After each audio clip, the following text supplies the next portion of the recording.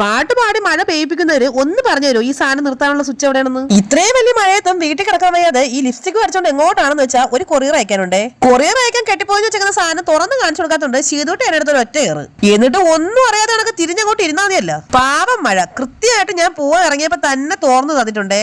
ഇനി അടുത്ത മഴ ശക്തിയായിട്ട് പെയ്യുന്നതിന് മുന്നേ കൊറിയർ വെച്ചിട്ട് നമുക്ക് തിരിച്ച് വീട് പിടിക്കണം. നിർത്താതെയുള്ള മഴ കാരണം ആറൊക്കെ നിറഞ്ഞു കവിഞ്ഞു ഒഴുകുന്നു. ഇന്ന് തേണ്ട ഈ സീറ്റിലിരിക്കുന്ന മോ വന്നിട്ടില്ല കേട്ടോ. ഞാനും അമ്മയും ചെയ്തൂട്ടി മാത്രമാണ് പോകുന്നത്. മരുത്തോമരയിൽ കയറുന്ന കണക്ക് വലിയ സ്റ്റെപ്പ് ഉണ്ടാക്കി വെച്ചിട്ടുണ്ട് കൊറിയർ ഓഫീസിൽ. അമ്മ വരുന്ന വരക്കം കണ്ടിട്ട് മിക്കവാറും ഞാൻ തിരിച്ചെടുത്തിറക്കേണ്ടി വരും.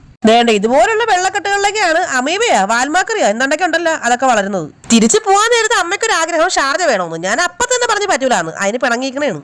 ഇനി ഷാർജ വാങ്ങിച്ചു തരാതെ വച്ചക്കാലം ഒരു അടി പോലും പുറകോട്ട് എടുക്കൂലെന്ന് അമ്മ പറഞ്ഞപ്പോ എന്നാ പിന്നെ ബേക്കറി കയറി ഒരു ഷാർജ അങ്ങോട്ട് വാങ്ങിച്ചു കൊടുക്കാന്ന് വിചാരിച്ചു. അമ്മയ്ക്ക് ഒരു എഗ് പപ്സും ഞാനൊരു ചിക്കൻ കട്ട്ലേറ്റുമാണ് മേടിച്ചതേ.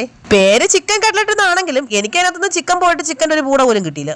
ഇനി അവരുടെയൊക്കെ നാട്ടില് സവാളയാണ് ചിക്കൻ എന്ന് പറയുന്നത്. അതാണെങ്കിൽ ഇഷ്ടം പോലെ ഉണ്ടായിരുന്നു കേട്ടോ. തണുത്ത ഷാർജ ഇളുത്ത് കുടിക്കുന്ന കണ്ടിട്ട് മിക്കവാറും 2 ഇഞ്ചക്ഷനും ഒരു ട്രിപ്പിനും ഉള്ള സാധ്യത കാണുന്നുണ്ട് കേട്ടോ. ഞാൻ കുറെ നാളുകൾക്ക് ശേഷം ഇന്ന് വീണ്ടും ഷാർജ കുടിക്കുകയാണ്. ഇന്ന് വീട്ടിൽ ചെല്ലുമ്പോൾ മിക്കവാറും തുമ്മലും ചീറ്റലും എല്ലാം തുടങ്ങും. തിരിച്ച് വീട്ടിൽ വന്നിട്ട് അമ്മ തേണ്ട രാത്രിത്തേക്കുള്ള കപ്പ അരിഞ്ഞ് വെള്ളത്തിട്ടേക്കുവാണേ. ഞങ്ങൾ ഷാർജ കുടിക്കാൻ പോയപ്പോ ഇയാളെ കൊണ്ടുപോയില്ലെന്നും പറഞ്ഞ് ഒരു കമ്പെടുത്തത് എന്നെ തുരുതുരാ വെടിവെച്ച് തള്ളുകയാണ് കേട്ടാ. ഇടിയുടെയും വെടിയുടെയും മുന്നിൽ നെഞ്ചും വിരിച്ച് പതറാതെ എനിക്ക് നിൽക്കണമെന്ന് ആഗ്രഹമുണ്ട്. പക്ഷെ വലിയ കയറ്റം കയറിയിട്ടാണെന്നുകൊണ്ട് പണ്ടടങ്ങാൻ ശ്വാസം മുട്ടിട്ട് വയ്യ. ഞാൻ എല്ലായിടത്തും പോയി വായി നോക്കിയിട്ട് തിരിച്ച് വീട്ടിലെത്തിന്ന് മഴ എങ്ങനെ കൃത്യമായിട്ട് മണത്തറിഞ്ഞായിരുന്നു. ദേ വന്നിട്ടുണ്ട് ആശാൻ.